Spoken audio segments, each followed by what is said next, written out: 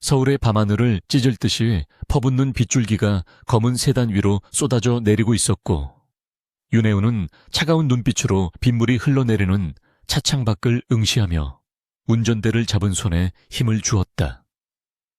그녀의 휴대폰이 요란하게 울리기 시작했을 때 시계 바늘은 이미 새벽 2시를 훌쩍 넘기고 있었지만 그녀에게 이런 종류의 호출은 낯선 일이 아니었기에 혜우는 망설임 없이 통화 버튼을 눌렀다. 수화기 너머에서 들려오는 목소리는 다급하면서도 비굴한 어조로 상황을 설명하기 시작했고, 혜우는 익숙한 듯 짧은 대답만으로 상대방의 말을 끊으며 즉시 목적지로 향하겠다고 통보했다.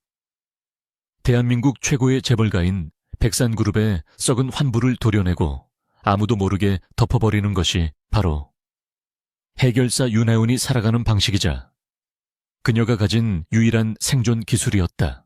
그녀가 도착한 곳은 강남의 중심부에 위치한 최고급 펜트하우스였는데 입구에서부터 검은 정장을 입은 경호원들이 삼엄하게 경비를 서고 있는 모습이 예사롭지 않은 사건임을 암시하고 있었다.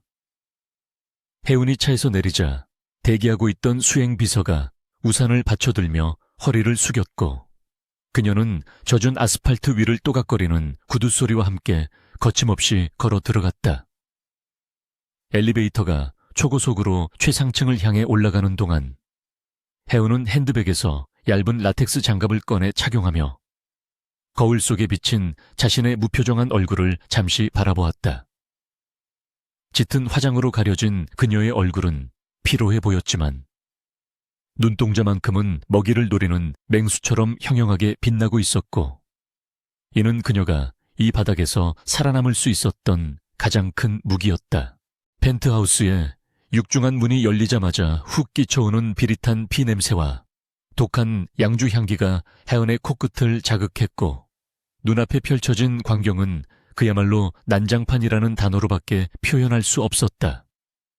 고가의 수입 가구들은 박살이 난 채 바닥에 뒹굴고 있었고, 값비싼 크리스털 샹들리에는 위태롭게 매달려 금방이라도 떨어질 듯 흔들리고 있었으며, 바닥에는 붉은 와인 자국과 유리 파편들이 어지럽게 널려 있었다. 거실 한가운데는 셔츠 단추가 뜯겨나간 채 흐트러진 모습으로 소파에 기대앉아 있는 남자가 있었는데, 그가 바로 백산그룹의 유일한 후계자이자 이번 소동의 주동자인 강시우였다. 그는 이미 약물과 알코올에 찌들어 초점 없는 눈으로 허공을 응시하고 있었고, 그의 발치에는 누군가가 피를 흘리며 쓰러져 신음하고 있었다. 혜우는 쓰러진 피해자를 힐끗 내려다보고는 곧장 경호팀장에게 눈짓을 보내 신속하게 부상자를 병원으로 이송하고 현장을 정리하라는 무언의 지시를 내렸다. 그녀가 뚜벅뚜벅 소파 쪽으로 다가가자 강시우는 느릿하게 고개를 돌려 혜운을 바라보았는데, 그의 입에는 비릿한 조소가 걸려 있었고 눈빛에는 타인에 대한 경멸이 가득 차 있었다. 그는 손에 들고 있던 위스키 잔을 바닥에 내던지며 혜운을 향해 소리를 질렀지만 혀가 꼬여 무슨 말을 하는지 정확히 알아듣기 힘들었고, 혜운은 그저 냉정한 태도로 그의 난동을 지켜볼 뿐이었다. 돈과 권력으로 모든 것을 해결할 수 있다고 믿는 오만한 재벌 3세의 전형적인 추태를 보며 혜은은 깊은 혐오감을 느꼈지만 철저하게 감정을 숨긴 채 업무에만 집중했다. 강시우가 비틀거리며 자리에서 일어나 혜은의 멱살을 잡으려 달려들었을 때 혜은은 본능적인 반사신경으로 그의 손목을 낚아채 제압하며 그를 다시 소파로 거칠게 밀어버렸다. 그 순간 강시우의 얼굴이 혜은의 얼굴과 아주 가까운 거리에서 마주하게 되었고, 혜은은 숨을 멈춘 채 그의 이목구비를 정면으로 응시하게 되었다. 흐트러진 머리카락 사이로 드러난 그의 눈매와 콧날, 그리고 입술의 라인은 소름 끼칠 정도로 혜은의 얼굴과 닮아 있었는데 마치 거울을 보는 듯한 착각을 불러일으킬 정도였다. 지금까지 수많은 사람을 상대해왔지만 타인의 얼굴에서 자신의 모습을 이토록 선명하게 발견한 것은 난생 처음 있는 일이라 혜은은 설명할 수 없는 기시감에 사로잡혔다. 충격에 휩싸인 하연이 잠시 주춤하는 사이 강시우는 고통스러운 듯 신음하며 고개를 옆으로 돌렸고 그때 샹들리에의 불빛이 그의 왼쪽 귀 뒤편을 비추었다. 해운의 동공이 지진이 난 듯 격렬하게 흔들리기 시작했는데 그것은 강시우의 귀 뒤에 선명하게 새겨진 붉은 초승달 모양의 반점을 발견했기 때문이었다. 그것은 단순한 점이나 흉터가 아니라 해운이 태어날 때부터 가지고 있었던 것과 크기나 모양, 그리고 위치까지 완벽하게 일치하는 희귀한 반점이었다. 해운은 자신의 귀 뒤를 무의식적으로 어루만지며 병상에 누워있는 어머니가 어린 시절부터 그 반점을 가리기 위해 머리카락을 길게 기르라고 강요했던 기억을 떠올렸다. 해운은 혼란스러운 마음을 다잡으려 애쓰며 떨리는 손을 주먹 쥐고 강시우에게서 한 발짝 물러섰지만 심장은 귓가에 울릴 정도로 거세게 요동치고 있었다. 가난한 달동네에서 병든 홀어머니와 단둘이 살아온 자신의 인생과 대한민국 최고의 재벌가 후계자인 저 남자의 인생 사이에 도대체 어떤 연결고리가 있는지 도저히 이해할 수 없었다. 하지만 눈앞에 있는 증거는 너무나 명확했고 그녀의 뛰어난 직관은 이 우연이 단순한 우연이 아님을, 그리고 이 비밀을 파헤치지 않으면 평생 후회할 것임을 경고하고 있었다. 해운은 널브러진 현장을 수습하는 비서들에게 차가운 목소리로 지시를 내리면서도 곁눈질로 계속해서 정신을 잃어가는 강시우를 관찰했다.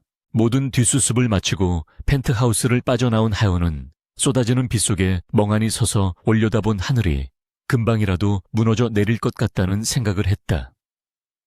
그녀는 주머니에서 담배를 꺼내 물었지만 라이터를 켜는 손이 미세하게 떨리고 있어 불을 붙이는데 꽤 오랜 시간이 걸렸다. 백산그룹의 해결사로서 수많은 비밀을 묻어왔던 그녀였지만 정작 자신을 둘러싼 거대한 비밀이 이제 막 그 실체를 드러내려 하고 있다는 사실에 전율했다. 해운은 입가에 머금은 담배 연기를 길게 내뿜으며 빗물에 젖은 도심의 야경을 바라보았고 오늘 밤의 이 발견이 자신의 운명을 송두리째 바꿔놓을 서막임을 직감했다. 새벽의 차가운 공기가 폐부 깊숙이 스며들며 밤새 긴장했던 윤혜연의 신경을 날카롭게 깨우고 있었지만 그녀는 휴식을 취하는 대신 자신의 오피스텔로 돌아오자마자 곧장 책상 앞에 앉아 낡은 노트북을 열었다. 백산그룹의 보안 서버는 철옹성처럼 견고하기로 유명했지만 내부자의 권한과 하은이 오랫동안 구축해온 우회 경로를 이용하면 기본적인 인사 기록에 접근하는 것은 그리 어려운 일이 아니었다. 모니터에서 뿜어져 나오는 푸른 빛이 하연의 창백한 얼굴을 비추는 가운데 그녀의 손가락은 키보드 위를 춤추듯 빠르게 움직이며 강시우의 상세 프로필을 화면에 띄웠다. 생년월일 1995년 10월 24일이라는 숫자가 화면에 선명하게 떠오르자 혜연은 마른 침을 삼키며 자신의 주민등록증을 꺼내 그 옆에 나란히 놓았다. 서류상 그녀의 생일은 10월 25일로 되어 있었지만 어머니 김순자는 항상 혜연의 생일에 미역국을 끓여주며 음력 날짜를 핑계로 하루 앞당겨 챙겨주곤 했다는 사실이 뇌리를 스쳤다. 단순히 생일이 비슷하다는 것만으로는 부족했기에 혜연은 강시우의 출생 기록을 더 깊이 파고들기 시작했고 그가 태어난 병원이 지금은 폐업한 성심 산부인과라는 사실을 알아냈다. 백산그룹의 안주인 장미희가 그토록 낡고 외진 병원에서 출산했다는 사실 자체가 의문투성이었지만 당시 그룹 내의 알력 다툼과 후계 구도 문제로 인해 비밀리에 출산을 진행했을 가능성을 배제할 수 없었다. 하은은 화면 속 강시우의 사진을 다시 한번 뚫어지게 응시하며 그와 자신이 공유하고 있는 기이한 반점과 외모의 유사성이 가리키는 진실이 무엇인지 직감적으로 깨달아가고 있었다. 그녀는 노트북을 덮고 자리에서 일어나 외투를 챙겨 입으며 진실의 열쇠를 쥐고 있는 유일한 사람인 어머니 김순자가 입원해 있는 요양병원으로 향하기 위해 무거운 발걸음을 옮겼다. 도심을 벗어나 한적한 교외에 위치한 요양병원은 칠이 벗겨진 외벽과 앙상한 가로수들이 어우러져 쓸쓸하고 황량한 분위기를 자아내고 있었는데 이는 화려한 강남의 펜트하우스와 극명한 대조를 이루었다. 혜은이 병실 문을 열고 들어서자 소독약 냄새와 노인 특유의 냄새가 섞인 쾌쾌한 공기가 코를 찔렀고, 창가 침대에는 앙상하게 마른 김순자가 링거줄에 의지해 가쁜 숨을 몰아쉬고 있었다. 평생 남의 집 식모살이와 허드레씨를 하며 혜은을 키워낸 어머니의 손은 거친 나무 껍질처럼 투박했고, 그 손을 바라보는 하은의 가슴 한구석에서 알 수 없는 죄책감과 연민이 솟구쳐 올랐다. 혜은은 어머니의 침대 곁에 의자를 끌어다 앉으며 잠든 그녀의 얼굴을 한참 동안 들여다보았는데, 주름진 눈가와 인매 어디를 찾아봐도 자신과 닮은 구석이라고는 찾아볼 수 없다는 사실을 새삼스럽게 확인했다. 김순자의 눈꺼풀이 파르르 떨리더니 흐릿한 눈동자가 천천히 뜨였고, 초점 없는 시선이 허공을 배회하다가 하연의 얼굴에 머물렀을 때 그녀의 동공이 지진이 난 듯 격렬하게 흔들리기 시작했다. 평소 치매 증상으로 딸조차 알아보지 못하던 어머니였지만 오늘은 무언가 다른 듯 거친 숨을 몰아쉬며 혜은의 손을 뼈가 으스러질 듯 강하게 움켜쥐었다. 김순자의 입술이 달싹거리며 쉰 목소리가 흘러나왔는데, 사모님, 제발 아이는 살려주세요. 라는 알 수 없는 말을 반복하며 공포에 질린 표정으로 허공을 향해 애원하고 있었다. 혜은은 어머니의 갑작스러운 반응에 당황하면서도 직감적으로 그녀가 29년 전의 기억 속을 헤매고 있음을 깨닫고 침착하게 어머니의 어깨를 감싸 안으며 누구에게 하는 말이냐고 조심스럽게 물었다. 공포에 질린 김순자는 혜은의 질문에는 대답하지 않은 채 비가 너무 많이 와서 도망쳐야 해라는 말만 되풀이하며 식은땀을 줄줄 흘리고 있었고, 그녀의 눈빛은 마치 눈앞에 무서운 존재가 서 있는 것처럼 경직되어 있었다. 혜은은 어머니의 젖은 이마를 닦아주며 진정시키려 노력했지만 김순자는 계속해서 붉은 달이 뜬 밤에 쌍둥이는 안 된다는 의미심장한 말을 중얼거려 혜은의 심장을 내려앉게 만들었다. 쌍둥이라는 단어가 어머니의 입에서 나온 순간 혜은은 머릿속에서 흩어져 있던 퍼즐 조각들이 하나의 거대한 그림으로 맞춰지는 듯한 충격을 받았고, 강시우와 자신이 남매일지도 모른다는 가설이 확신으로 변해가는 것을 느꼈다. 김순자는 격한 발작 끝에 다시 깊은 잠에 빠져들었고, 혜은은 어머니의 평온해진 얼굴을 바라보며 더 이상 이곳에서는 답을 얻을 수 없음을 깨닫고 병실을 나섰다. 혜은의 차는 다시 서울의 낙후된 재개발 구역을 향해 달리기 시작했는데, 그곳은 그녀가 어린 시절을 보냈던 낡은 판잣집이 아직 철거되지 않은 채 남아있는 곳이었다. 골목 어귀에 차를 세우고 잡초가 무성하게 자라난 마당을 지나 삐걱거리는 현관문을 열고 들어서자 곰팡이 냄새와 먼지가 자욱한 좁은 방이 그녀를 맞이했다. 이곳은 하연에게 가난과 결핍의 상징이었지만 동시에 어머니의 따뜻한 품을 느낄 수 있었던 유일한 안식처였기에 그녀는 잠시 추억에 잠겨 텅 빈 방을 둘러보았다. 혜은은 방 한구석에 놓인 낡은 자개장으로 다가가 바닥 장판을 들춰내고 그 아래 깊숙이 숨겨져 있던 작은 나무 상자를 꺼내 들었는데, 그것은 어머니가 목숨처럼 아끼며 누구에게도 보여주지 않았던 비밀 상자였다. 녹슨 자물쇠를 부수고 상자를 열자 그 안에는 색이 바랜 베넷 저고리 한 벌과 겉표지가 낡아 너덜너덜해진 일기장 한 권이 들어있었는데, 베넷 저고리에는 붉은색 실로 백산이라는 글자가 희미하게 수놓아져 있었다. 떨리는 손으로 일기장을 집어든 혜은은 먼지를 털어내고 첫 페이지를 넘겼고, 빛바랜 종이 위에 삐뚤빼뚤한 글씨로 적힌 어머니의 기록들이 눈에 들어오기 시작했다. 1995년 10월 24일 비바람이 몰아치던 밤이라는 문장으로 시작된 일기는 단순한 기록이 아니라 죄책감으로 점철된 참회록이자 끔찍한 범죄의 목격담이었다. 혜은은 숨조차 제대로 쉬지 못한 채 일기장의 내용을 한 줄 한 줄 읽어 내려갔고, 그 속에 담긴 진실은 그녀가 상상했던 것보다 훨씬 더 잔혹하고 비정한 것이었다. 일기장 속에서 김순자는 자신이 백산그룹 장미희 사모의 전속 하녀였으며 그날 밤 안방에서 벌어진 비밀스러운 출산을 도왔다고 적고 있었다. 장미희는 쌍둥이를 낳았지만 점쟁이의 예언과 가문의 불길한 징조를 이유로 딸아이를 죽이라는 비정한 명령을 내렸고 그 딸아이가 바로 하윤 자신이라는 사실이 활자화되어 눈앞에 펼쳐졌다. 의사가 독극물을 주사하려는 찰나 천둥 소리와 함께 정전이 되었고 그 혼란을 틈타 김순자가 아이를 품에 안고 뒷문으로 도망쳐 나왔다는 내용은 마치 한 편의 스릴러 영화처럼 긴박하게 묘사되어 있었다. 해운은 일기장을 덮고 가슴을 부여잡으며 거친 호흡을 골랐는데 자신을 낳아준 친모가 권력을 위해 갓 태어난 자신을 죽이려 했다는 사실에 온몸이 떨려왔다. 한편 서울의 가장 화려한 곳인 백산그룹 본사 최상층 회장실에서는 장미희가 최고급 차를 마시며 창밖의 풍경을 내려다보고 있었지만 그녀의 표정은 차의 향기를 음미하는 사람처럼 평온하지 않았다.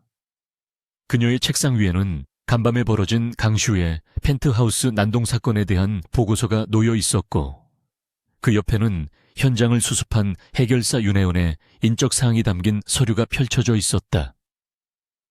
장미희는 윤혜원이라는 이름을 입안에서 굴려보며 묘한 불쾌감을 느꼈는데 그것은 단순히 일개 해결사에 대한 관심이 아니라 본능적인 경계심에서 비롯된 감각이었다.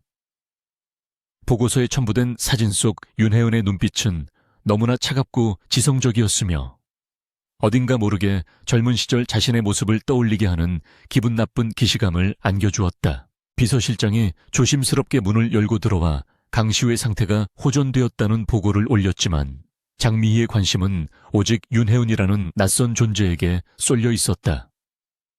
그녀는 비서실장에게 윤혜은에 대해 더 자세히 알아볼 것을 지시하며 그녀의 출신 배경과 부모에 대한 정보까지 낱낱이 파헤치라고 명령했다. 29년 전 자신이 완벽하게 처리했다고 믿었던 그날의 사건이 혹시라도 틈을 보이고 있는 것은 아닌지 의심이 싹트기 시작했고 장미희는 자신의 완벽한 성을 지키기 위해서라면 어떤 작은 불씨라도 미리 짓밟아 버려야 한다고 믿는 사람이었다. 그녀는 불안한 마음을 감추기 위해 찻잔을 내려놓고 자리에서 일어나 서재의 비밀 금고를 확인하며 그 안에 보관된 낡은 진료 기록 카드가 무사한지 점검했다. 해우는 낡은 판잣집 바닥에 주저앉아 일기장을 품에 안은 채 멍하니 허공을 응시하고 있었지만 그녀의 머릿속은 그 어느 때보다 빠르고 냉철하게 회전하고 있었다.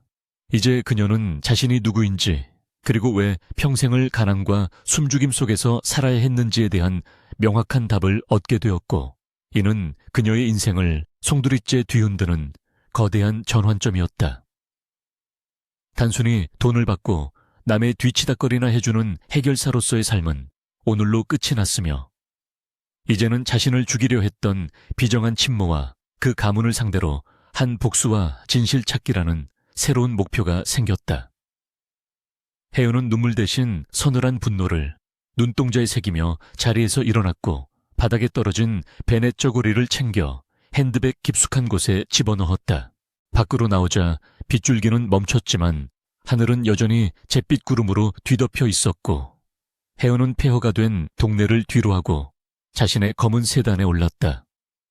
시동을 걸자마자 휴대폰이 울리며 비서실장의 이름이 액정에 떴지만 혜연은 잠시 망설이다가 통화 거부 버튼을 누르고 핸들을 꽉 쥐었다. 이제부터는 백산그룹의 개가 아니라 그들의 목덜미를 노리는 사냥꾼이 되어야 했기에 그녀는 섣불리 움직이지 않고 철저한 계획을 세워야 했다. 해우는 차를 몰아 도심으로 향하면서 백산그룹의 지배 구조와 장미희의 약점을 파악할 수 있는 정보망을 가동하기 위해 머릿속으로 연락할 사람들의 명단을 정리하기 시작했다. 장미희는 비서실장이 나가자마자 책상 서랍에서 오래된 사진 한 장을 꺼내 들었는데 그 속에는 갓 태어난 쌍둥이 남매의 모습이 담겨 있었고 그녀는 사진 속 여자아이의 얼굴을 손톱으로 긁어대며 히스테릭한 반응을 보였다. 그녀는 자신이 낳은 자식이지만 권력에 방해가 된다면 가차없이 제거해야 한다는 신념을 가지고 있었고 그것이 가문을 지키는 길이라고 굳게 믿고 있었다. 하지만 윤혜은이라는 존재가 갑자기 나타나 자신의 신경을 긁어대자 묻어두었던 공포가 되살아나는 것을 느꼈고, 그녀는 만약의 사태에 대비해 어둠의 세계와 연결된 해결사들에게 연락을 취하기로 결심했다. 장미희의 눈빛은 광기로 번들거렸고, 그녀는 자신의 앞길을 막는 자는 누구든 용서하지 않겠다는 사리를 품으며 전화기를 들었다. 하연이 자신의 오피스텔 지하 주차장에 도착했을 때 그녀는 누군가가 자신을 미행하고 있다는 느낌을 받았지만 태연하게 차에서 내려 엘리베이터로 향했다.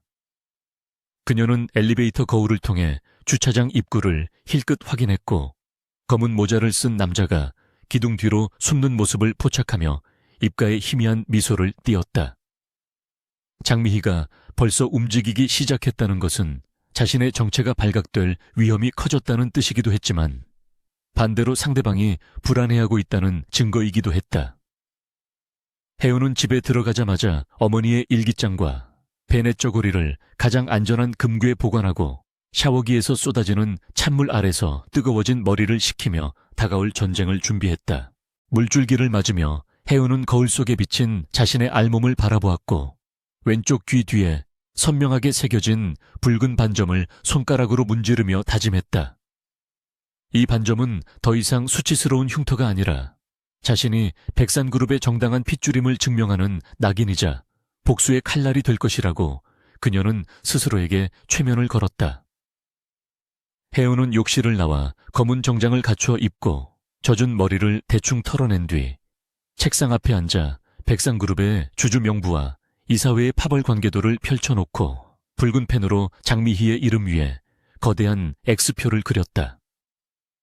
그녀의 눈빛은 밤새 내린 비보다 더 차갑고 깊었으며, 이제 막 시작된 이 위험한 게임에서 반드시 승리하겠다는 결연한 의지가 방 안가득 채워졌다.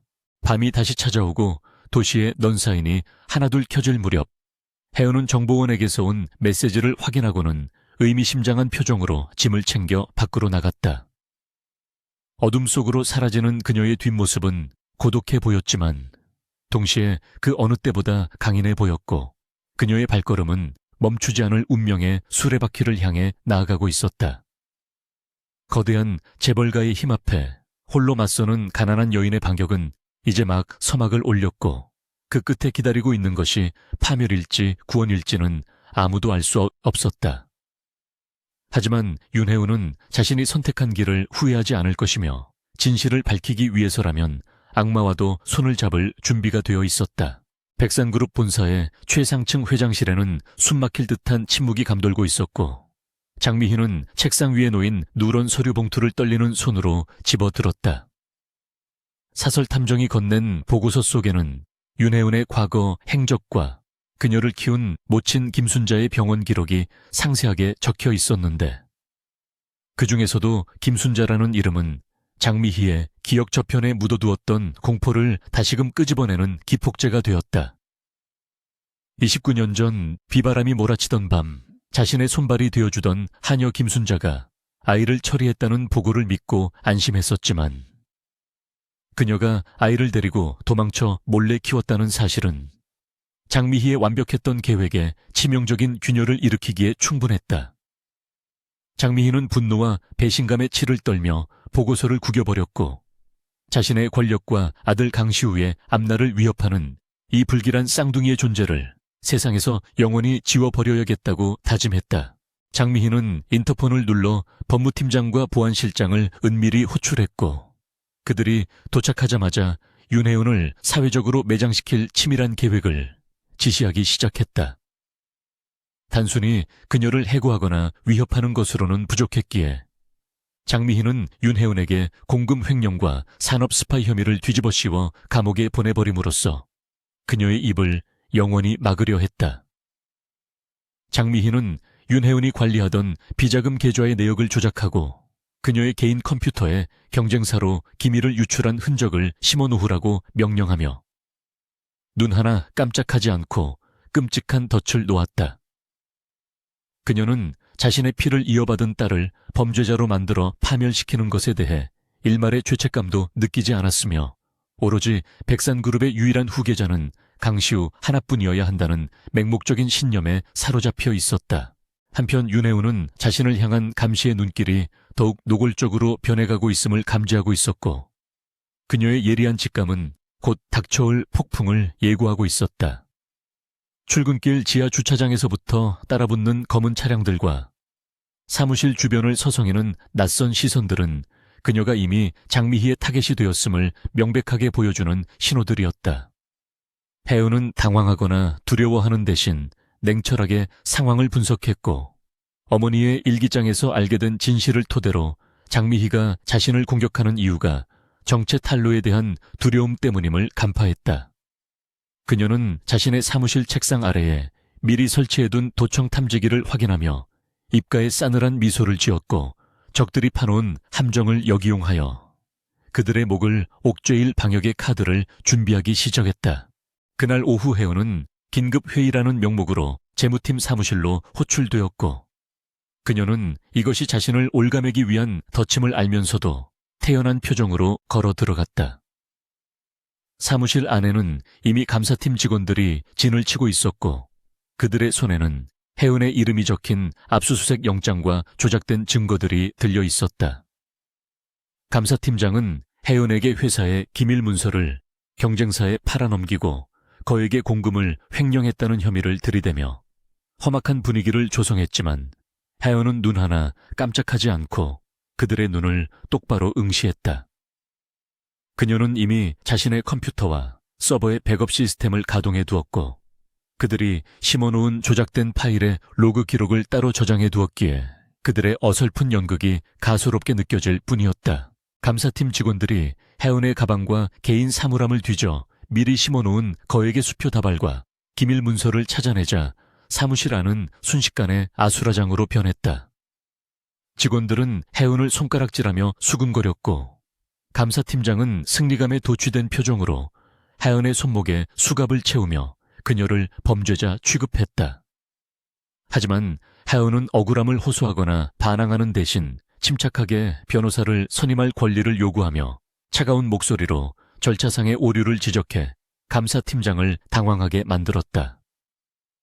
그녀가 순순히 체포에 응하는 것은 패배를 인정하는 것이 아니라 적들의 방심을 유도하고 법정 싸움에서 장미희의 치부를 드러내기 위한 고도로 계산된 전략의 일부였다. 이 모든 상황을 회장실 모니터를 통해 지켜보고 있던 장미희는 혜은이 수갑을 차고 끌려가는 모습을 보며 만족스러운 미소를 지었고 알터니가 빠진 듯한 시원함을 느꼈다. 그녀는 이제 모든 위협이 제거되었다고 믿으며 비서에게 최고급 와인을 가져오라고 지시했고, 자신의 완벽한 승리를 자축하려 했다. 하지만 장미희는 화면 속 혜은이 엘리베이터에 타기 직전 보안 카메라를 정면으로 응시하며 보일 듯 말 듯한 비웃음을 날리는 찰나의 순간을 놓치지 않았고, 그 서늘한 눈빛에 등골이 오싹해지는 기분을 느꼈다. 그것은 패배자의 눈빛이 아니라 사냥감을 덫으로 유인한 사냥꾼의 눈빛이었기에 장미희의 가슴 한구석에는 알 수 없는 불안감이 싹트기 시작했다. 구치소 독방에 수감된 혜은은 차가운 시멘트 바닥에 앉아 벽에 등을 기대고 눈을 감은 채 머릿속으로 다음 단계의 계획을 구상하고 있었다. 그녀는 자신이 구속되는 순간 외부의 조력자에게 미리 설정해둔 메시지가 전송되도록 해두었고, 그 메시지에는 장미희가 조작한 증거들의 원본 데이터와 그녀의 비리 파일이 담겨 있었다. 혜은은 이 싸움이 단순히 자신의 무죄를 입증하는 것을 넘어 백산그룹이라는 거대한 성을 무너뜨리고 괴물이 된 침몰을 심판하는 전쟁임을 잊지 않고 있었다. 좁은 창문 틈으로 들어오는 희미한 달빛이 그녀의 얼굴을 비추자 혜은은 왼쪽 귀 뒤에 반점을 쓰다듬으며 반드시 살아서 나가겠다는 결의를 다졌다. 며칠 후 검찰 조사가 시작되었고, 혜은은 묵비권을 행사하며 수사관들의 애를 태우고 있었는데, 이는 장미희 측의 초조함을 극대화하기 위한 심리전이었다. 장미희는 혜은이 입을 열까봐 전전긍긍하며 검찰 고위 간부들에게 압력을 행사하여 수사를 빨리 종결시키려 했지만 뜻대로 되지 않아 히스테리를 부리기 시작했다. 그러던 중 혜은을 면회온 국선 변호사는 혜은이 미리 포섭해둔 옛 동료였고, 그는 혜은에게 밖에서 진행 중인 여론전과 주주들의 동향을 은밀하게 전달했다. 혜은의 구속 소식이 알려지자 오히려 백상그룹의 주가가 요동치고 경영진에 대한 불신이 확산되고 있다는 소식은 혜은에게 방역의 기회가 무르익었음을 알려주는 신호탄이었다. 장미희는 불안감을 잠재우기 위해 무당을 불러 구판을 벌이며 미신에 의존하려 했지만 구슬하던 무당이 갑자기 거품을 물고 쓰러지며 쌍둥이의 저주를 언급하자 공포에 질려 주저앉고 말았다. 그녀는 이 모든 것이 혜은의 짓이라고 생각하며 감옥에 있는 혜은을 죽여 없애라는 극단적인 지시를 내리기 위해 어둠의 조직에게 연락을 취했다. 이성을 잃은 장미희는 더 이상 재벌가 사모님의 우아함을 유지하지 못한 채 광기 어린 살인 청부업자로 전락하고 있었고, 이는 스스로 파멸을 재촉하는 기림을 깨닫지 못하고 있었다. 그녀의 잘못된 선택은 혜은을 더욱 강하게 만들 뿐이었고, 모녀 간의 비극적인 대결은 이제 피를 부르는 폭력 사태로 치닫고 있었다. 혜은은 교도소 내에서도 특유의 카리스마와 지략으로 수감자들을 자신의 편으로 만들며 보이지 않는 세력을 구축하고 있었다. 그녀는 자신을 암살하러 들어온 자객이 있다는 정보를 입수하고는 식판을 엎어 소란을 일으킨 뒤 징벌방으로 이동함으로써 위기를 모면하는 기질을 발휘했다. 어둡고 좁은 징벌방 안에서 혜은은 무릎을 꿇고 앉아 어머니 김순자가 들려주었던 옛날 이야기들을 떠올리며 정신력을 가다듬었고 살아남아서 반드시 진실을 밝히겠다고 스스로에게 맹세했다. 그녀의 눈빛은 어둠 속에서도 꺾이지 않는 불꽃처럼 타오르고 있었고, 그녀를 가둔 철창은 오히려 그녀를 보호하는 방패가 되어주고 있었다. 백산그룹의 후계자 강시우는 어머니의 광기와 회사의 혼란 속에서 점점 더 마약과 술에 의존하며 망가져가고 있었고, 자신의 출생에 얽힌 비밀을 전혀 모른 채 파멸의 길을 걷고 있었다. 그는 혜은이 자신과 같은 날 태어난 핏줄이라는 사실은 꿈에도 모른 채 그녀를 단순히 자신의 앞길을 막는 거슬리는 존재로만 여기며 어머니에게 빨리 처리해달라고 떼를 썼다. 강시우의 어리석음과 무능함은 혜은이 백산그룹을 접수할 수 있는 명분을 제공하고 있었고, 장미희가 그토록 지키려 했던 아들이 오히려 가문의 몰락을 앞당기는 촉매제가 되고 있었다. 혜은은 감옥 안에서 뉴스를 통해 강시우의 추태를 접하며 그에 대한 일말의 연민조차 거두어들이고 철저한 응징을 결심했다. 마침내 하은은 결정적인 방역의 날을 위해 외부의 조력자에게 신호를 보냈고, 그녀가 숨겨두었던 히든카드가 세상에 공개될 준비를 마쳤다. 그것은 바로 29년 전 장미희의 출산을 담당했던 산부인과 의사의 소재를 파악했다는 소식이었고, 이 증인의 존재는 장미희의 모든 거짓말을 무너뜨릴 핵폭탄과도 같은 것이었다. 하은은 면회를 온 변호사의 손바닥에 암호를 적어주며 의사를 안전한 곳으로 피신시키고 다가오는 주주총회 때까지 그를 보호하라고 지시했다. 이제 감옥 밖에서는 혜은을 돕는 그림자 세력들이 움직이기 시작했고, 장미희의 숨통을 조여오는 보이지 않는 포위망이 좁혀지고 있었다. 혜은이 출소하는 날이 다가오자 장미희는 최후의 수단으로 혜은을 이송하는 차량을 습격하여 사고로 위장해 그녀를 살해하려는 계획을 세웠다. 비가 억수같이 쏟아지는 밤, 호송버스가 산길을 달리고 있었고, 어둠 속에서 트럭 한 대가 전조등을 끄고 무서운 속도로 돌진해 오고 있었다. 혜은은 차창 밖의 불길한 기운을 감지하고 본능적으로 몸을 웅크리며 충격에 대비했고, 굉음과 함께 버스가 가드레일을 들이받으며 절벽 아래로 굴러떨어질 위기에 처했다. 절체절명의 순간에도 혜은의 눈은 삶에 대한 집착으로 빛나고 있었고, 이 죽음의 위기를 넘기면 장미희에게 지옥을 선사하겠다는 복수심이 그녀를 지탱하고 있었다. 빗줄기가 억수같이 쏟아지는 밤, 깎아지른 듯한 절벽 끝에 위태롭게 매달린 호송버스는 금방이라도 추락할 듯 기괴한 금소금을 내며 흔들리고 있었고, 차 안은 부상자들의 신음과 비명이 뒤섞여 그야말로 아비규환의 생지옥을 방불케 했다. 윤혜은은 깨진 차창으로 들이치는 빗물을 맞으며 정신을 차렸는데, 이마에서는 붉은 선혈이 흘러내려 시야를 가리고 있었고 왼쪽 어깨는 탈구된 듯 극심한 통증이 밀려왔지만 그녀는 고통을 느낄 새도 없이 생존 본능을 발휘해야만 했다.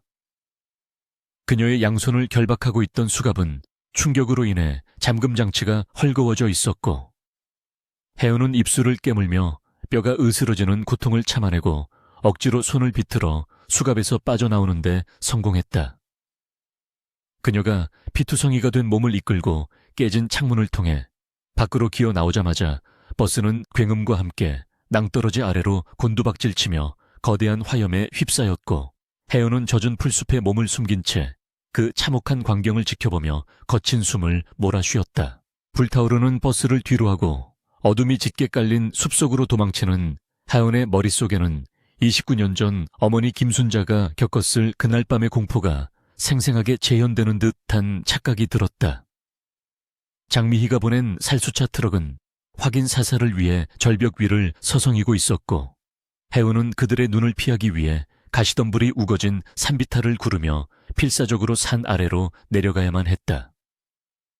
흙탕물에 뒤범벅이 된 채 산속을 헤매던 해운은 미리 약속된 접선 장소인 폐쇄된 산장으로 향했는데 그곳에는 그녀의 유일한 조력자인 전직 형사 박 형사가 초조하게 기다리고 있었다. 박 형사는 피투성이가 되어 나타난 해운을 보고 경악하며 급히 응급처치를 시작했지만 해운은 자신의 상처보다 품속에 지니고 있던 방수팩에 담긴 증거물이 무사한지부터 확인하며 안도의 한숨을 내쉬었다. 산장의 희미한 등불 아래서 해운은 박 형사가 건넨 낡은 녹음기를 틀었고 지직거리는 잡음 사이로 29년 전 산부인과 의사의 떨리는 목소리가 흘러나오자 방 안의 공기는 순식간에 무겁게 가라앉았다. 녹음된 내용에는 백산그룹의 안주인 장미희가 쌍둥이를 출산하던 그날 밤의 진실이 적나라하게 담겨 있었는데 그것은 단순한 출생의 비밀을 넘어선 끔찍하고도 비정한 살인 미수 사건의 기록이었다. 당시 장미희는 극도로 난산 끝에 이란성 쌍둥이를 낳았지만 미신에 심취해 있던 그녀는 딸이 아들의 앞길을 막고 집안을 망하게 할 살이라는 점쟁이의 말을 맹신하고 있었다. 갓 태어난 핏덩이인 해운을 안아보기도 전에 장미희는 차가운 눈빛으로 의사에게 아이를 처리하라고 명령했고 그 대가로 병원의 막대한 빚을 탕감해주겠다는 악마의 거래를 제안했다는 내용이 흘러나왔다. 녹음기 속 의사의 목소리는 죄책감에 젖어 흐느끼고 있었고 그는 장미희의 강압에 못 이겨 신생아실에서 해운에게 약물을 주입하려던 찰나의 순간을 고통스럽게 회상하고 있었다. 바로 그 순간 천둥 번개가 치며 병원이 정전되었고 그 혼란스러운 틈을 타 산파 역할을 돕던 김순자가 아이를 낚아채 뒷문으로 도망쳤다는 사실이 밝혀졌다. 김순자는 가난하고 배운 것 없는 하녀였지만 눈앞에서 어린 생명이 어미의 욕심 때문에 죽임을 당하는 것을 차마 지켜볼 수 없어 자신의 인생을 걸고 위대한 선택을 감행한 것이었다. 그녀는 빗속을 뚫고 맨발로 도망치며 갓난아기였던 해운을 품에 안고 맹세했는데 비록 남의 집 식모살이를 하더라도 이 아이만큼은 내 자식처럼 귀하게 키워내겠다는 피눈물 나는 다짐이었다. 해운 우는 녹음기를 끄고 바닥에 주저앉아 오열하고 싶었지만 눈물 대신 가슴 깊은 곳에서 뜨거운 불덩이가 치밀어 오르는 것을 느꼈다. 평생 자신을 낳아준 친부모에게 버림받았다는 생각에 괴로워하며 살아왔지만 진실은 버림받은 것이 아니라 죽임당할 뻔한 위기에서 어머니 김순자의 숭고한 희생으로 구원받은 것이었다. 가난 때문에 좋은 옷 한 벌 사입히지 못해 늘 미안해하던 어머니 김순자가 사실은 재벌가의 마수로부터 자신을 지켜낸 진짜 영웅이었다는 사실에 해요는 가슴이 미어지는 듯한 통증을 느꼈다.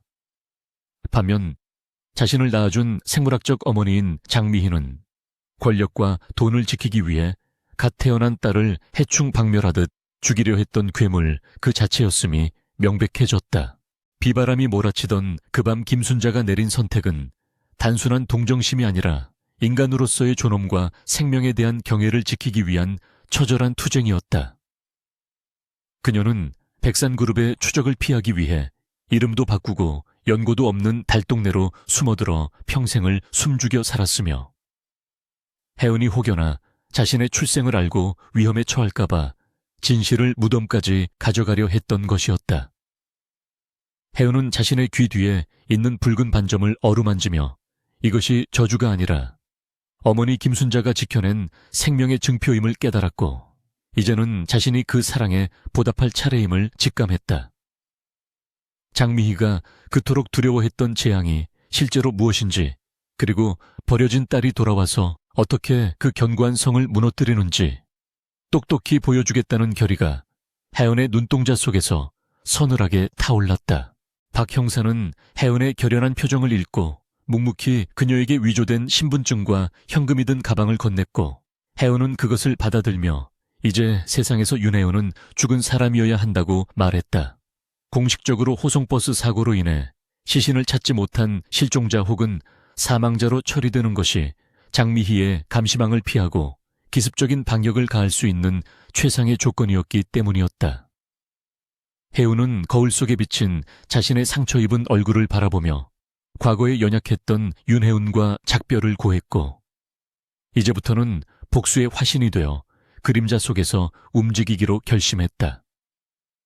그녀는 젖은 옷을 갈아입고 머리를 짧게 자른 뒤 검은 모자를 깊게 눌렀으며 산장을 나설 채비를 마쳤다. 다시 밖으로 나오자 비는 그쳐 있었지만 숲은 여전히 짙은 안개에 휩싸여 있었고 혜은은 칠흑 같은 어둠을 뚫고 도시로 향하는 길을 재촉했다. 그녀의 발걸음은 짐승처럼 민첩하고 조용했으며 머릿속에는 장미희와 백산그룹을 무너뜨릴 구체적인 계획들이 톱니바퀴처럼 맞물려 돌아가고 있었다. 가장 먼저 해야 할 일은 장미희가 안심하고 있는 틈을 타 그룹 내부의 주주들을 포섭하고 강시우의 비리를 터뜨려 경영권을 흔드는 것이었다. 혜은은 자신이 가진 모든 해결사로서의 능력과 김순자가 물려준 강인한 생명력을 무기로 삼아 거대한 골리앗을 쓰러뜨릴 다윗의 돌멩이를 준비하고 있었다. 도심으로 잠입한 혜은은 가장 먼저 어머니 김순자가 입원해 있는 요양병원을 멀리서 지켜보았는데 병실 창가에 비친 어머니의 그림자를 보며 소리 없는 약속을 건넸다. 어머니가 지켜낸 이 목숨을 헛되이 쓰지 않겠으며 반드시 당신을 저 차가운 병실에서 꺼내 따뜻한 집으로 모시겠다는 다짐이었다. 혜은은 장미희가 보낸 감시자들이 병원 주변을 배회하는 것을 확인하고 분노를 사기며 발길을 돌렸지만 그 분노는 그녀를 더욱 차갑고 날카롭게 재련하는 연료가 되었다. 이제 그녀에게 남은 것은 오직 직진뿐이었고 뒤를 돌아보는 순간 죽음이 기다리고 있다는 사실을 누구보다 잘 알고 있었다. 혜은은 강시우가 자주 드나드는 고급 클럽의 뒷골목으로 스며들어 웨이터로 일하는 정보원을 접촉했고 그에게서 강시우가 최근 마약 파티를 벌인 증거 영상이 담긴 USB를 건네받았다. 강시우는 어머니의 과잉보호 속에서 괴물로 자라나 죄의식 없이 범죄를 저지르고 있었고 이는 혜은에게 있어 장미희의 심장을 찌를 수 있는 가장 날카로운 칼날이었다. 혜은은 이 영상을 언론에 터뜨리는 시점을 계산하며 장미희가 가장 행복해하고 안심하는 순간을 노리기로 했다. 곧 있을 백산그룹의 창립 기념일 행사는 강시우의 회장 취임식이 예정된 날이었고 그날이야말로 혜은이 준비한 복수극의 하이라이트가 될 것이 분명했다. 그날 밤 혜은은 안전가옥의 옥상에 올라가 화려하게 빛나는 서울의 야경을 내려다보며 백산그룹의 본사 건물을 노려보았다. 저 높은 곳에서 세상을 내려다보며 자신들이 신이라도 된 양 착각하고 있을 장미희와 강시우를 생각하니 헛웃음이 나왔지만 그 웃음 끝에는 서슬 퍼런 살기가 서려 있었다. 혜은은 주머니에서 어머니의 일기장을 꺼내 마지막 페이지에 적힌 글귀를 다시 한번 읽어 내려갔는데 거기에는 따라 부디 행복하게 살아라라는 짧은 문장이 적혀 있었다. 혜은은 그 문장을 가슴에 새기며 행복을 쟁취하기 위해 악마들을 지옥으로 보내는 일을 주저하지 않겠다고 하늘에 맹세했다. 바람이 거세게 불어와 하연의 짧은 머리카락을 헝클어뜨렸지만 그녀는 미동도 하지 않고 어둠 속에 서서 다가올 결전의 날을 기다렸다.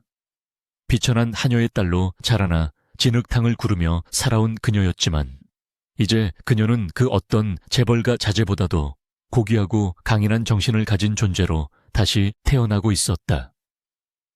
선택의 기로에서 도망치지 않고 맞서 싸우기로 한 해운의 결단은 이미 운명의 수레바퀴를 되돌릴 수 없는 방향으로 이끌고 있었다. 밤은 깊어가고 있었지만 해운의 눈 속에서는 새로운 여명이 밝아오고 있었고 그것은 거짓과 위선으로 쌓아 올린 백산그룹의 멸망을 알리는 서관기였다. 장미희는 비서실장이 가져온 사고 현장 보고서를 갈기갈기 찢어 허공에 날려버렸고 그녀의 날카로운 비명소리가 널찍한 회장실의 정적을 깨뜨리며 메아리 쳤다. 절벽 아래서 불타버린 호송버스의 잔해는 발견되었지만 정작 가장 중요한 윤혜은의 시신은 그 어디에서도 찾을 수 없다는 경찰의 발표는 장미희의 불안감을 극도로 자극하고 있었다. 그녀는 시신이 발견되지 않았다는 것은 윤혜은이 어딘가에 살아서 숨쉬고 있다는 뜻임을 본능적으로 직감했고 그 사실이 뱀처럼 그녀의 목을 조여오는 듯한 공포를 느꼈다. 장미희는 즉시 뒷골목의 해결사들을 관리하는 최 실장을 호출하여 서울 바닥을 이 잡듯이 뒤져서라도 윤혜은을 찾아내어 이번에야말로 확실하게 숨통을 끊어놓으라고 히스테릭하게 명령했다. 그녀의 눈은 핏발이 서 있었고 우아했던 재벌가 사모님의 가면은 벗겨진 지 오래였으며 오직 자신의 권력을 지키기 위해 살인도 서슴지 않는 악귀의 모습만이 남아있었다. 그 시각 윤혜운은 서울의 낡은 재개발 구역에 위치한 허름한 모텔방에서 창문 틈으로 밖을 내다보며 자신을 쫓는 사냥개들의 움직임을 주시하고 있었다. 그녀는 머리를 짧게 자르고 검은 캡 모자를 눌러 쓴 채 남루한 작업복을 입고 있어 백산그룹의 엘리트 해결사였던 이전의 모습은 온데간데 없이 사라진 상태였다. 하지만 그녀의 눈빛만은 그 어느 때보다 형형하게 빛나고 있었고 방 안에는 노트북과 무정이 그리고 각종 서류들이 어지럽게 널려 있어 이곳이 단순한 은신처가 아닌 방역의 작전 상황실임을 보여주고 있었다. 해운은 자신을 돕고 있는 박 형사로부터 장미희가 고용한 킬러들이 자신의 흔적을 쫓아 점점 포위망을 좁혀오고 있다는 첩보를 입수했고 이제 더 이상 숨어있을 수만은 없다는 판단을 내렸다. 그녀는 서둘러 짐을 챙기며 가장 중요한 증인인 산부인과 의사를 안전한 장소로 옮기기 위한 위험한 외출을 감행하기로 결심했다. 어둠이 짙게 깔린 골목길을 그림자처럼 이동하던 해운은 의사가 숨어있는 쪽방촌의 낡은 건물로 들어서며 인기척을 죽였지만 등 뒤에서 느껴지는 서늘한 살기는 지울 수 없었다. 삐걱거리는 나무 계단을 올라 삼겁사오 문을 두드리자 겁에 질린 표정의 노인 의사가 문을 조금 열어주었고 해운은 재빨리 안으로 들어가 문을 잠그고 커튼을 쳤다. 의사는 29년 전의 죄책감과 장미희에 대한 공포로 인해 심신이 피폐해져 있었고 해운을 보자마자 바닥에 주저앉아 제발 자신을 살려달라고 애원하며 눈물을 흘렸다. 해운은 떨고 있는 의사의 어깨를 단단히 붙잡고 당신의 증언만이 억울하게 희생된 아이와 어머니의 한을 풀 수 있는 유일한 열쇠라고 설득하며 강인한 목소리로 용기를 불어넣었다. 바로 그때 건물 밖에서 타이어가 급정거하는 소리와 함께 둔탁한 발소리들이 계단을 타고 올라오기 시작했고 해오는 놈들이 냄새를 맡고 들이닥쳤음을 직감했다. 해오는 의사를 방 안의 낡은 옷장 속에 숨기며 무슨 일이 있어도 소리를 내지 말라고 당부한 뒤 문 옆에 몸을 숨기고 손에 쥔 삼단봉을 꽉 움켜쥐었다. 쾅 하는 소리와 함께 낡은 문짝이 부서져 나가고 검은 양복을 입은 거구의 사내들이 좁은 방 안으로 들이닥치자 해오는 망설임 없이 첫 번째 놈의 명치를 가격하며 기선을 제압했다.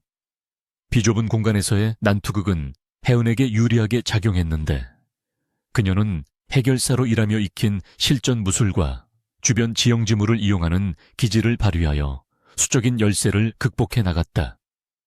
해운은 날아오는 주먹을 피하며 놈들의 관절을 꺾고 급소를 가격하는 등 치명적인 공격을 퍼부었지만 놈들은 쓰러져도 다시 일어나는 좀비처럼 끈질기게 달려들었고 혜은의 몸에도 하나둘씩 상처가 늘어가기 시작했다. 거구의 사내가 휘두른 쇠파이프가 혜은의 왼쪽 어깨를 스치고 지나가자 살점이 찢어지는 고통과 함께 붉은 피가 솟구쳤지만 혜은은 비명을 지르는 대신 이를 악물고 놈의 정강이를 걷어차며 방역했다. 그녀의 움직임은 처절했지만 동시에 아름다울 정도로 군더더기가 없었고 오직 살아남아 진실을 밝히겠다는 일념 하나가 그녀의 육체를 한계 너머로 이끌고 있었다. 혜은은 책상 위에 있던 램프를 집어던져 놈들의 시야를 가린 뒤 그 틈을 타 옷장 속에 숨어있던 의사를 끌어내어 뒷문으로 향하는 비상구를 향해 전력 질주했다. 좁고 미로 같은 골목길에서의 추격전이 시작되었고 빗물에 젖은 바닥은 미끄러웠지만 혜은은 의사의 손을 놓지 않은 채 필사적으로 달리고 또 달렸다. 숨이 턱 끝까지 차오르고 심장이 터질 듯 박동했지만 혜은은 뒤를 돌아보지 않았고 골목 끝에서 기다리고 있을 박 형사의 차량만을 목표로 죽을 힘을 다해 뛰었다. 뒤에서는 킬러들의 고함 소리와 발자국 소리가 점점 가까워지고 있었고 골목 모퉁이를 도는 순간 매복해 있던 또 다른 놈이 튀어나와 혜은의 앞길을 가로막았다. 절체절명의 순간 혜은은 달리던 가속도를 이용해 몸을 날려 놈을 덮쳤고 흙탕물 속에서 뒤엉켜 구르며 처절한 육탄전을 벌였다. 혜은은 놈의 손에 들린 칼날을 맨손으로 막아내며 손바닥이 찢어지는 부상을 입었지만 고통을 무시하고 박치기로 놈의 코를 가격하여 쓰러뜨린 뒤 다시 일어나 의사를 부축했다. 마침내 골목을 빠져나오자 대로변에 시동을 켜고 대기 중이던 박 형사의 승합차가 보였고 하연은 마지막 힘을 짜내어 열린 뒷문으로 의사를 밀어놓고 자신도 몸을 던져 채 올랐다. 차문이 닫히자마자 킬러들이 달려와 차창을 두드리며 위협했지만 박 형사는 엑셀을 끝까지 밟아 놈들을 따돌리고 굉음과 함께 도로를 질주하기 시작했다. 차 안에서 혜우는 거친 숨을 몰아쉬며 피투성이가 된 자신의 손을 바라보았는데 덜덜 떨고 있는 의사가 혜은의 찢어진 손바닥을 보며 울먹이자 괜찮다며 희미하게 웃어 보였다. 그녀의 얼굴은 멍투성이의 피범벅이었지만 그 눈빛만은 승리감으로 빛나고 있었고 가장 중요한 증인을 지켜냈다는 안도감이 밀려왔다. 안전한 은신처로 이동하는 차 안에서 혜은은 찢어진 어깨를 지혈하며 박 형사에게 내일 열릴 주주총회의 준비 상황을 점검했다. 그녀는 자신이 죽은 줄로만 알고 방심하고 있을 장미희와 강시우에게 가장 극적인 순간에 등장하여 파멸을 선사할 계획을 세우고 있었고 의사의 증언은 그 계획의 정점을 찍을 결정타였다. 혜우는 창밖으로 스쳐 지나가는 서울의 야경을 바라보며 저 화려한 불빛 아래 숨겨진 추악한 진실들을 모두 까발리고 무너진 정의를 다시 세우겠다고 다짐했다. 이제 그녀는 더 이상 도망자가 아니었으며 사냥감을 노리는 사냥꾼이 되어 거대한 백산그룹의 성문 앞까지 당도해 있었다. 한편 킬러들로부터 혜은을 놓쳤다는 보고를 받은 장미희는 분노를 이기지 못해 책상 위에 명패를 집어던지며 발광했고 공포는 이제 확신이 되어 그녀를 잠식했다. 그녀는 윤혜은이 살아서 돌아온다면 자신이 저지른 모든 죄악이 세상에 드러나고 평생을 바쳐 쌓아 올린 공든탑이 무너질 것이라는 사실을 너무나 잘 알고 있었다. 장미희는 떨리는 손으로 강시우에게 전화를 걸어 내일 주주총회에 무슨 일이 있어도 참석하라고 소리쳤지만 수화기 너머에서는 시끄러운 음악 소리와 여자의 웃음소리만이 들려올 뿐이었다. 아들의 무능함과 자신의 고립무원을 뼈저리게 느끼며 장미희는 서랍 깊숙한 곳에서 비상금을 꺼내 해외 도피를 준비해야 할지도 모른다는 비참한 생각에 잠겼다. 은신처에 도착한 혜은은 의사를 안심시키고 따뜻한 차를 대접하며 내일 있을 주주총회에서의 역할을 다시 한번 주지시켰다. 의사는 혜은의 헌신적인 태도와 목숨을 건 보호에 감동하여 더 이상 두려워하지 않고 진실을 말하겠다고 약속했고 이는 혜은에게 천군만마를 얻은 것과 같은 힘이 되었다. 혜은은 욕실로 들어가 피와 땀으로 범벅이 된 몸을 씻어내며 거울 속에 비친 수많은 상처들을 훈장처럼 바라보았다. 이 상처들은 그녀가 가혹한 운명에 굴복하지 않고 맞서 싸운 증거들이었으며 내일 아침이 밝으면 이 상처들이야말로 그녀를 가장 빛나게 할 갑옷이 될 것이었다. 새벽이 밝아오자 혜연은 미리 준비해둔 깔끔한 정장을 꺼내 입었고 화장으로 얼굴의 상처들을 정교하게 가리며 완벽한 비즈니스 우먼으로 변신했다. 그녀의 모습에서는 어젯밤 빗속을 뚫고 킬러들과 싸우던 야수의 모습은 찾아볼 수 없었고 오직 냉철하고 지적인 전략가의 아우라만이 뿜어져 나오고 있었다. 혜윤은 왼쪽 귀 뒤에 붉은 반점을 머리카락으로 살짝 가리며 거울 속의 자신에게 마지막 인사를 건넸고 이제 모든 준비는 끝났다고 중얼거렸다. 그녀는 서류 가방을 챙겨들고 당당하게 문을 나섰는데 그녀의 발걸음 소리는 마치 전장으로 향하는 장군의 말발굽 소리처럼 묵직하고 결연하게 울려 퍼졌다. 백산그룹 본사 앞에는 이미 수많은 취재진과 주주들이 몰려들어 인산인해를 이루고 있었고 강시회 회장 취임 여부에 세간의 이목이 집중되어 있었다. 화려한 플래시 세례를 받으며 입장하는 장미희와 강시회 얼굴에는 긴장감과 오만함이 교차하고 있었지만 그들은 곧 닥쳐올 태풍을 전혀 예상하지 못하고 있었다. 군중 틈에 섞여 그들을 지켜보던 혜연은 선글라스 너머로 차가운 조소를 보내며 휴대전화를 꺼내 작전 개시 신호를 보냈다. 이제 무대는 마련되었고 주연 배우인 윤하은이 등장하여 각본 없는 드라마의 피날레를 장식할 시간이었다. 하연이 탄 차가 주주총회장 입구를 향해 천천히 미끄러져 들어갈 때 하늘에서는 먹구름이 걷히고 눈부신 햇살이 쏟아져 내리기 시작했다. 그것은 마치 어둠의 긴 터널을 지나온 하연을 축복하는 서광과도 같았고 진실의 빛이 거짓의 어둠을 몰아낼 것임을 예고하는 징조였다. 하연은 심호흡을 하며 차 문을 열었고 수많은 카메라 렌즈들이 일제히 그녀를 향해 돌아가는 순간 그녀는 세상에서 가장 당당한 표정으로 레드카펫을 밟았다. 가난한 여인의 선택으로 살아남은 쌍둥이 중 버려진 아이가 돌아와 그릇된 세상을 바로잡는 위대한 여정이 마침내 그 종착지를 향해 달려가고 있었다. 백산그룹의 본사 대회의실은 대한민국 경제를 움직이는 주요 주주들과 정재계 인사들 그리고 수백 명의 취재진으로 디딜 틈 없이 가득 차 있었고 공기 중에는 팽팽한 긴장감이 감돌고 있었다. 단상 중앙에 앉아있는 장미희는 화려한 명품 정장과 보석으로 치장한 채 여유로운 미소를 짓고 있었지만 테이블 아래로 감춘 그녀의 손은 불안감으로 인해 땀으로 축축하게 젖어 있었다. 그녀는 아들 강시우의 회장 취임이 확정되는 순간 지난 수십 년간 자신을 괴롭혀온 모든 악몽이 끝날 것이라고 스스로를 위로하며 초조한 마음을 다잡으려 애쓰고 있었다. 단상 옆자리에 앉은 강시우는 핏기 없는 얼굴로 연신물을 마셔대며 불안한 기색을 감추지 못하고 있었는데 그는 자신이 감당할 수 없는 왕관의 무게에 짓눌려 숨조차 제대로 쉬지 못하는 나약한 어린아이와 다를 바 없었다. 사회를 맡은 임원이 개회를 선언하고 강시우의 회장 선임 안건을 상정하자 장내에는 잠시 침묵이 흘렀고 장미희는 승리의 순간이 코앞에 다가왔음을 직감하며 회심의 미소를 지었다. 주주들의 투표가 시작되려는 찰나 회의장에 거대한 양문이 쾅 하는 굉음과 함께 활짝 열렸고 모든 사람들의 시선이 일제히 입구 쪽으로 쏠렸다. 그곳에는 죽은 줄로만 알았던 윤혜은이 말끔한 정장 차림으로 당당하게 서 있었는데 그녀의 등 뒤로 쏟아지는 눈부신 조명은 마치 그녀를 심판의 여신처럼 보이게 만들었다. 장미희는 자리에서 벌떡 일어나며 마치 귀신이라도 본 듯 사색이 되어 비명을 질렀고 경호원들에게 당장 저 미친 여자를 끌어내라고 소리쳤지만 혜은은 눈 하나 깜짝하지 않고 수행원들을 대동한 채 단상을 향해 걸어 들어왔다.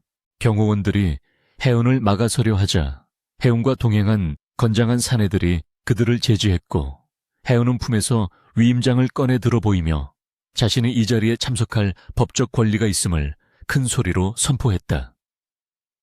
그녀는 단순히 소란을 피우러 온 불청객이 아니라 백산그룹의 지분을 상당수 확보한 외국계 투자펀드의 정원 대리인 자격으로 이 자리에 섰음을 밝혀 장내를 술렁이게 만들었다.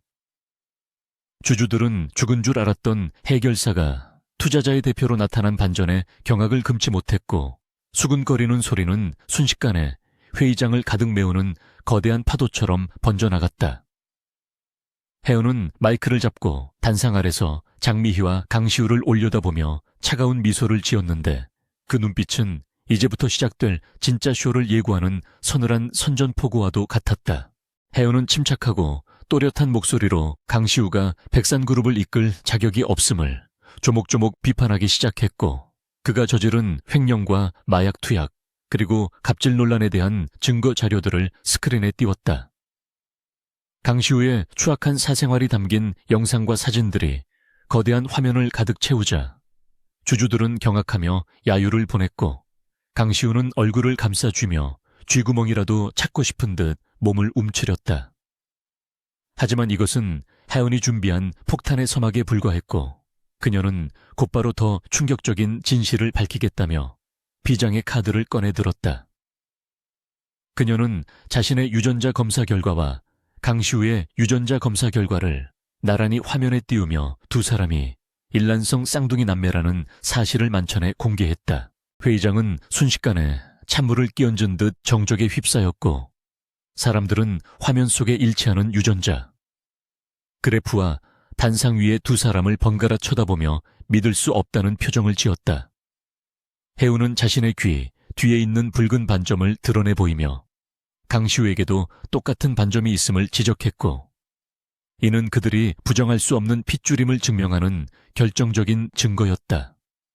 장미희는 다리에 힘이 풀려 주저앉으면서도 끝까지 조작된 것이라고 악을 썼지만, 그녀의 떨리는 목소리는 이미 신뢰를 잃은 지 오래였다.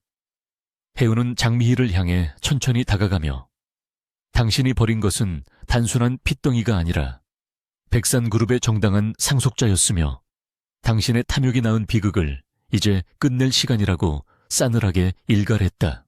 하연의 신호에 따라 회의장 측면 문이 열리고 휠체어를 탄 노신사가 박 형사의 호의를 받으며 등장했는데, 그는 바로 29년 전 장미희의 출산을 담당했던 산부인과 의사였다. 의사의 얼굴을 확인한 장미희는 공포에 질려 입을 다물지 못했고, 그녀의 눈동자는 마치 사형 선고를 받은 죄수의 것처럼 절망으로 흔들리고 있었다. 마이크를 넘겨받은 의사는 떨리는 목소리로 그날 밤의 진실을 고백하기 시작했고, 장미희가 갓 태어난 딸을 죽이라고 명령했던 상황을 생생하게 증언했다. 그는 자신의 죄를 참회하며 당시 장미희가 건넸던 거액의 수표 사본과 협박이 담긴 녹취록을 증거로 제출했고, 이는 장미희의 가면을 완전히 박살내는 결정타가 되었다. 녹취록에서 흘러나오는 장미희의 도끼 어린 목소리가 회의장에 울려 퍼지자 주주들과 취재진은 충격과 분노로 들끓어 올랐고, 여기저기서 장미희를 규탄하는 고성이 터져 나왔다. 쌍둥이는 재앙이라며 딸을 죽여서라도 아들을 후계자로 만들려 했던 그녀의 비뚤어진 모성애와 미신에 대한 맹신은 현대 사회에서 용납될 수 없는 야만적인 범죄였다. 강시우는 멍한 표정으로 어머니를 바라보다가 자신이 누려온 모든 특권이 누이의 희생 위에 쌓아졸린 거짓된 모래성이라는 사실을 깨닫고 오열하기 시작했다. 그는 평생 자신을 올가매던 어머니의 기대가 사랑이 아니라 집착과 광기였음을 뼈저리게 느끼며 배신감에 치를 떨었다. 장미희는 궁지에 몰리자 이성을 잃고 단상 위에서 난동을 부리기 시작했는데, 그녀는 해운에게 달려들어 머리채를 잡으려 했지만 해운은 가볍게 몸을 피해 그녀를 바닥에 내동댕이 쳤다.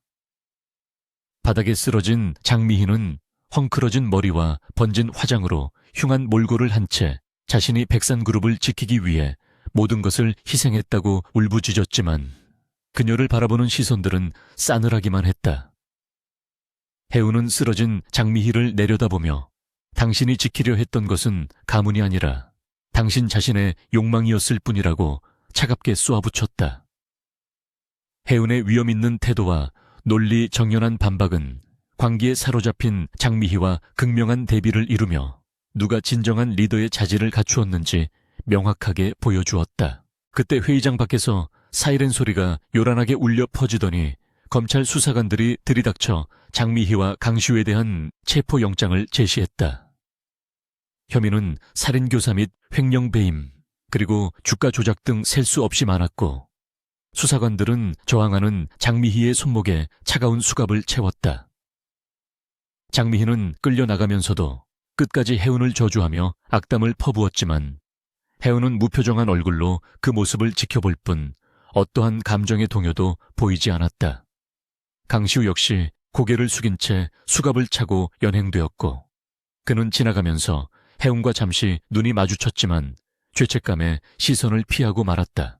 소란이 가라앉고 회의장에는 무거운 침묵만이 남았지만 해운은 단상 중앙에 서서 남아있는 주주들과 임직원들을 향해 정중하게 고개를 숙였다. 그녀는 자신이 백산그룹의 경영권을 장악하기 위해 이 자리에 선 것이 아니며 오로지 썩은 환부를 도려내고 회사를 정상화하기 위함이라고 밝혔다. 해운은 전문 경영인 체제의 도입과 투명한 지배 구조 개선을 약속하며 주주들의 지지를 호소했고 그녀의 진정성 있는 연설은 사람들의 마음을 움직이기 시작했다. 주주들은 하나둘씩 박수를 보내기 시작했고 그 박수 소리는 점차 커져 회의장을 가득 메우는 우렁찬 함성으로 변해갔다. 해운은 쏟아지는 플래시 세례와 질문 공세를 뒤로하고 회의장을 빠져나왔는데 긴장이 풀리자 온몸에 힘이 빠져나가는 것을 느꼈다. 복도 끝 창가에 서서 밖을 내다보니 파란 하늘이 눈부시게 펼쳐져 있었고 그녀는 비로소 긴 터널을 빠져나와 빛을 마주한 기분이 들었다. 그녀의 곁으로 다가온 박 형사가 수고했다는 말과 함께 따뜻한 캔커피를 건넸고 해운은 캔을 따서 한 모금 마시며 씁쓸하면서도 달콤한 승리의 맛을 음미했다. 하지만 그녀의 마음 한구석에는 여전히 해결되지 않은 공허함이 남아있었는데 그것은 복수가 끝났음에도 채워지지 않는 가족에 대한 그리움 때문이었다. 하연은 로비로 내려와 자신을 기다리고 있던 수행 비서에게 차를 대기시키라고 지시했고 그녀는 곧바로 어머니 김순자가 있는 요양병원으로 향했다. 승리의 기쁨을 가장 먼저 나누고 싶은 사람은 자신을 낳아준 생물학적 어머니가 아니라 가난과 고통 속에서도 자신을 지켜준 길러준 어머니 김순자였다. 차창 밖으로 스쳐 지나가는 서울의 풍경은 어제와 다를 바 없었지만 해운의 눈에 비친 세상은 완전히 새로운 색채로 빛나고 있었다. 그녀는 이제 더 이상 누군가의 그림자가 아니라 자신의 이름으로 당당하게 살아갈 윤해운이었고 그 사실이 가슴 벅차게 다가왔다. 병실에 도착한 해운은 잠들어 있는 김순자의 손을 꼭 잡고 눈물을 흘리며 모든 것이 끝났다고 속삭였다. 어머니의 거친 손등에 해운의 뜨거운 눈물이 떨어지자 기적처럼 김순자가 눈을 떴고 그녀는 해운을 알아보는 듯 희미하게 미소를 지었다. 해운은 어머니의 품에 얼굴을 묻고 어린아이처럼 소리내어 울었고 김순자는 떨리는 손으로 해운의 등을 토닥이며 고생했다는 말을 건넸다. 그 따뜻한 위로는 해운이 그동안 겪어온 모진 풍파를 씻겨 내려주는 치유의 손길이었고 두 모녀는 서로를 부둥켜 안고 한참 동안 그 자리에 머물렀다. 백산그룹의 주가는 해운의 개혁 발표 이후 폭등하기 시작했고 여론은 정의를 구현한 해운을 영웅으로 칭송하며 연일 대서특필하고 있었다. 하지만 하연은 그런 세간의 관심에 연연하지 않고 병상에 있는 어머니를 돌보며 그동안 못다한 효도를 다하는 데 집중했다. 그녀는 그룹의 경영 정상화위원회를 발족시키고 유능한 전문 경영인들을 영입하여 회사의 기틀을 다잡는 작업에 착수했다.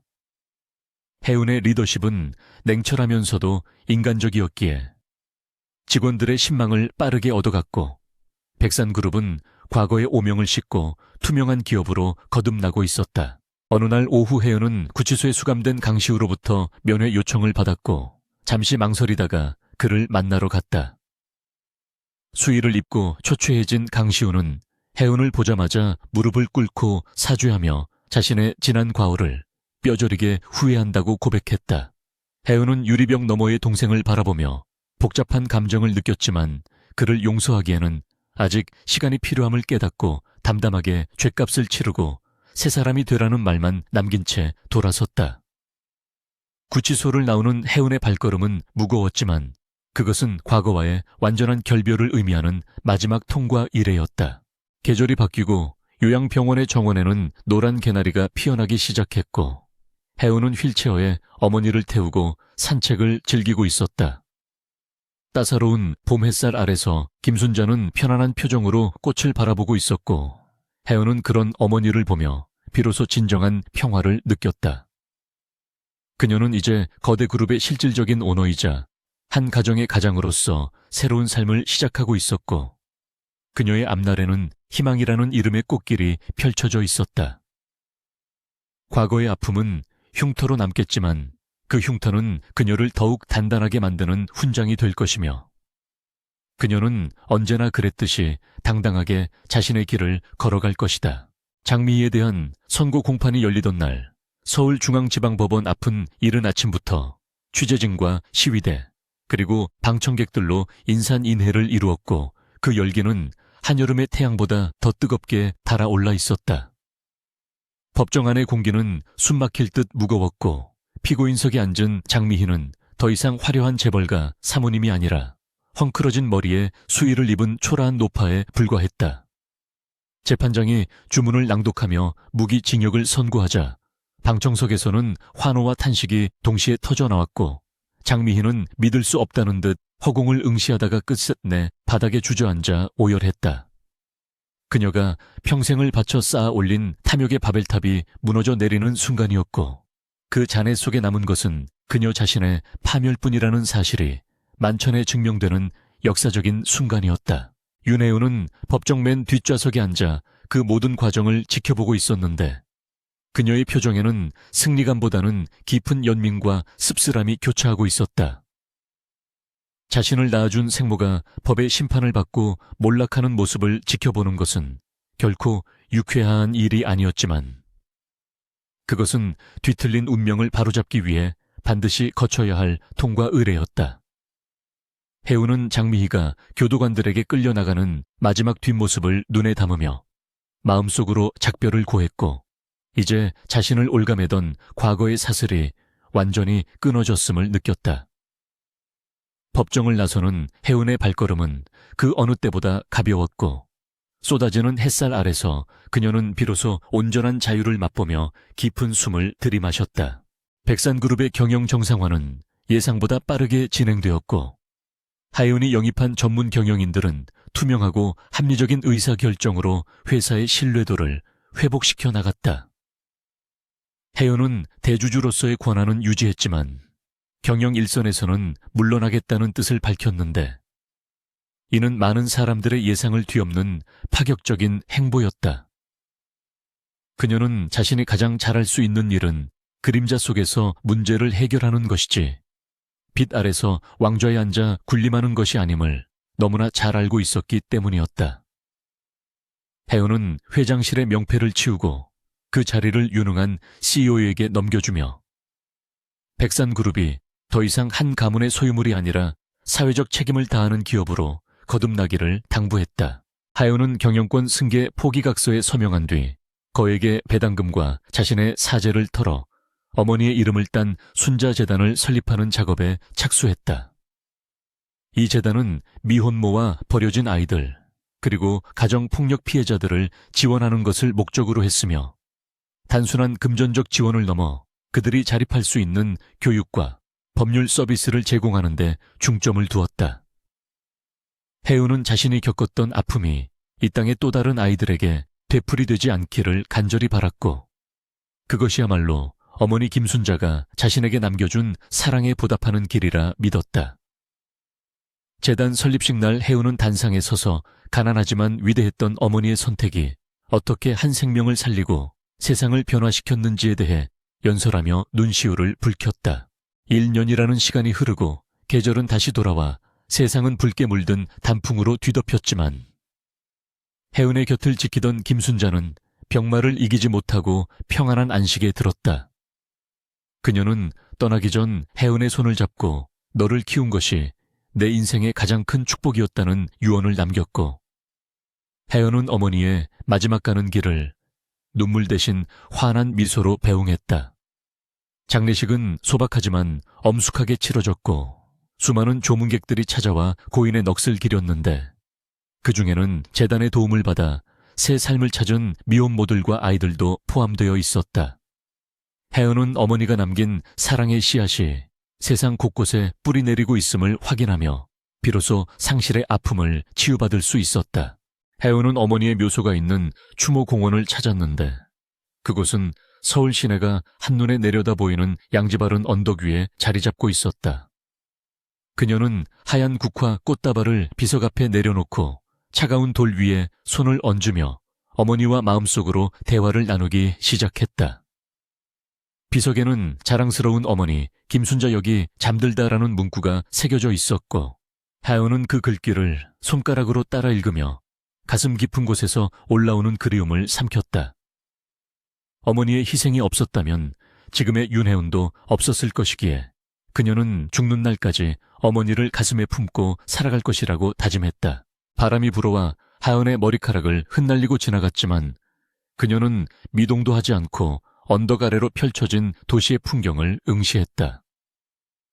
저 멀리 보이는 백산그룹의 사옥은 석양을 받아 황금빛으로 빛나고 있었고, 도시는 언제나처럼 바쁘게 돌아가고 있었지만 혜은이 바라보는 세상은 예전과는 달랐다. 이제 그녀는 누군가의 의뢰를 기다리는 해결사가 아니라 스스로 운명을 개척하고 타인의 아픔을 어루만지는 치유자가 되어 있었다. 혜은은 주머니에서 어머니가 남겨준 낡은 일기장을 꺼내 마지막 페이지를 펼쳤고, 그곳에 적힌 사랑한다, 내 딸아라는 문장을 보며 옅은 미소를 지었다. 혜은은 자리에서 일어나 옷매무새를 가다듬고 뒤돌아보지 않은 채 추모공원의 오솔길을 따라 천천히 걸어 내려가기 시작했다. 그녀의 앞에는 아직 가보지 못한 새로운 길들이 끝없이 펼쳐져 있었고, 그 길 끝에 어떤 시련이 기다리고 있을지라도 그녀는 더 이상 두려워하지 않을 것이다. 가난한 여인이 폭풍우 치는 밤에 내렸던 그 숭고한 선택이 만들어낸 기적은 이제 윤혜은이라는 이름을 통해 영원히 이어질 것이기 때문이었다. 혜은은 자신의 검은 세단에 올라 시동을 걸었고 차는 붉게 타오르는 노을 속을 향해 힘차게 질주하며 새로운 전설의 시작을 알렸다.